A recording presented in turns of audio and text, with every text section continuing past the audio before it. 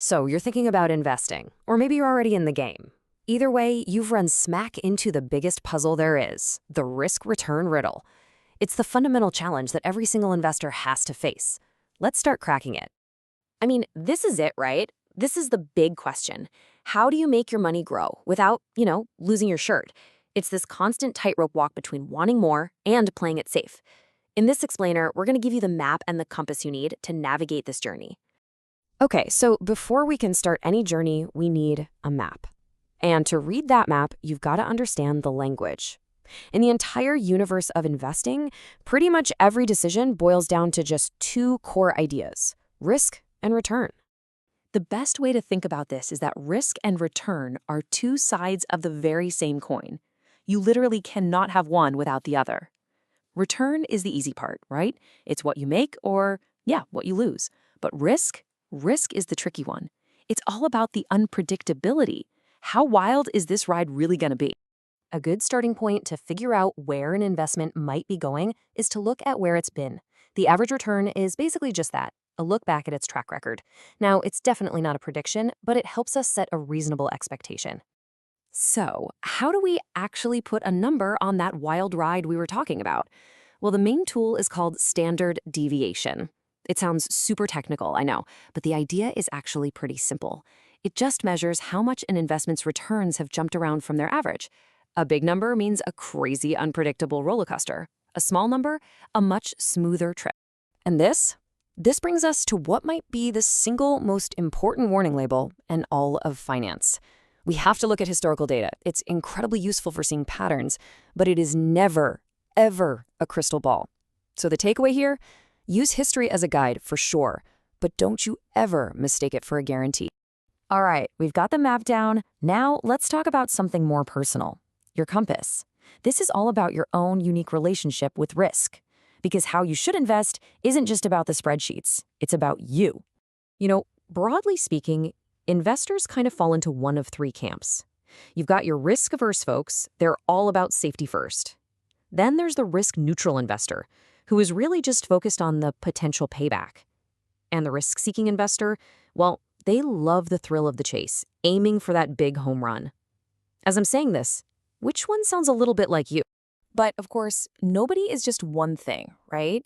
Your personal risk profile is this really unique mix of stuff: your age, how much money you have, what the economy's doing, and even your own past experiences. And here's the thing: it's not set in stone. It can, and probably will, change over your lifetime. Okay, and this is a really important point. There's a huge difference between your gut feeling about risk and having a plan for it. Risk aversion, that's just part of your personality, how you're wired. But risk management, that's a strategy. That's about actively using tools to control the risks you decide to take on, no matter what your personality is. Okay, so let's see how all this stuff comes together under one unbreakable law of the investing world. Seriously, if you walk away with just one thing today, please let it be the risk-return trade-off. This is the absolute heart of it all. If you want a shot at higher returns, you simply must accept higher risk.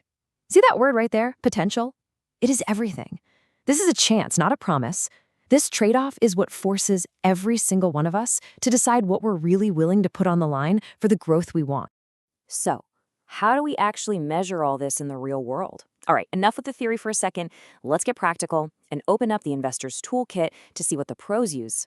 First up, we've got beta. Think of beta as your go-to for understanding how a stock moves compared to the overall market. Does it swing way up when the market's having a good day, or does it stay relatively chill? Beta tells you exactly that. This table lays it out perfectly. A beta of exactly 1 means your stock is basically moving in lockstep with the market. If it's greater than 1, whoa, hold on tight, it's more volatile and it's going to be a bumpier ride.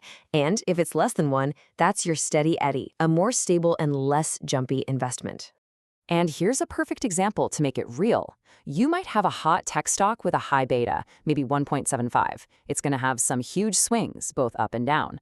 Meanwhile, a solid, maybe kind of boring utility stock could have a low beta of 0.45, giving you a much, much smoother journey.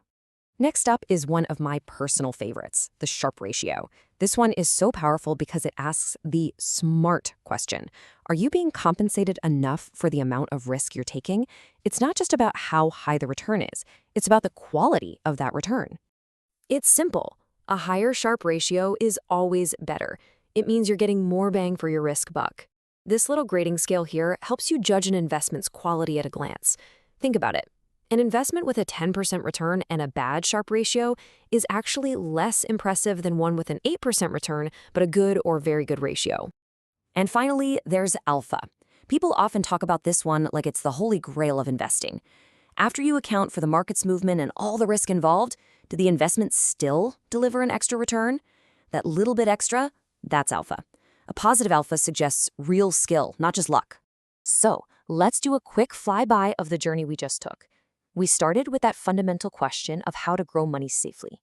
We defined our key terms, risk and return. We took a look inward to think about your personal investor compass, and then we loaded you up with the pro tools, beta, the Sharpe ratio, and alpha to measure it all. And that brings us right back to where we started. You. The numbers, the formulas, the charts, they're just tools.